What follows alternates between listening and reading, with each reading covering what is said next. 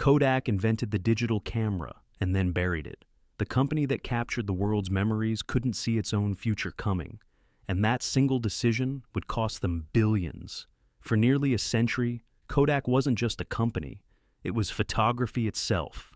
At its peak, Kodak controlled about 90% of film sales in the United States and employed more than 140,000 people worldwide. But here's the twist. The technology that destroyed Kodak was created inside Kodak. And by the end of this story, you'll understand the exact moment everything went wrong, and why companies today still make the same mistake. Kodak was founded in 1888 by George Eastman with a revolutionary idea. You press the button, we do the rest. Photography went from complicated chemistry to something anyone could do. Families captured birthdays, travelers documented adventures, memories became physical. By the 1970s, Kodak dominated the global film market. They owned critical patents, they controlled distribution, and their profit margins on film were enormous. Film wasn't just a product, it was a money printing machine, and that became the problem. When your business is built on extremely high margins, you protect it at all costs, even from yourself. In 1975, a young Kodak engineer named Steven Sasson built something unusual. It was bulky. It weighed about 8 pounds. It recorded black and white images, and it took 23 seconds to capture a single photo. It was the world's first digital camera. When Sasson presented it to Kodak executives, the reaction was polite, but cautious. One executive reportedly asked, "But why would anyone want to view their photos on a television screen?" To them, this wasn't the future. It was a threat. Kodak did patent the technology. They understood it had potential, but they were terrified of one thing.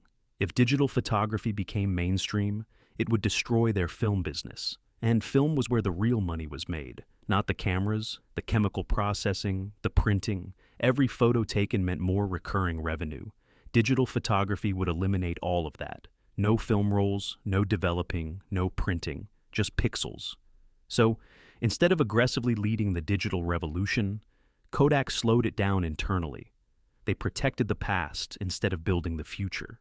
Through the 1980s and 1990s, digital technology kept improving. Companies like Sony and Canon invested heavily in digital cameras. Consumers slowly shifted. At first, digital photos were low quality, but they improved every year. And here's where everything changes. Digital photography didn't just replace film. It eliminated the entire ecosystem that Kodak depended on. And Kodak hesitated. They made partial investments. They released digital products cautiously. They tried to balance both worlds. But you can't defend yesterday and dominate tomorrow at the same time. By the early 2000s, digital cameras exploded in popularity. Memory cards replaced film rolls. Computer screens replaced photo albums. And soon after, smartphones replaced digital cameras. Kodak finally tried to pivot aggressively. They launched digital cameras. They entered the printer market.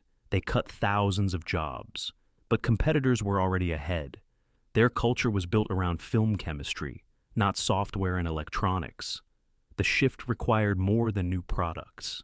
It required a new identity. And that's the hardest transformation for any successful company. In 2012, Kodak filed for Chapter 11, bankruptcy protection.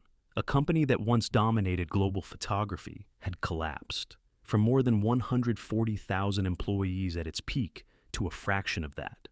From a multi-billion-dollar powerhouse to a cautionary tale studied in business schools.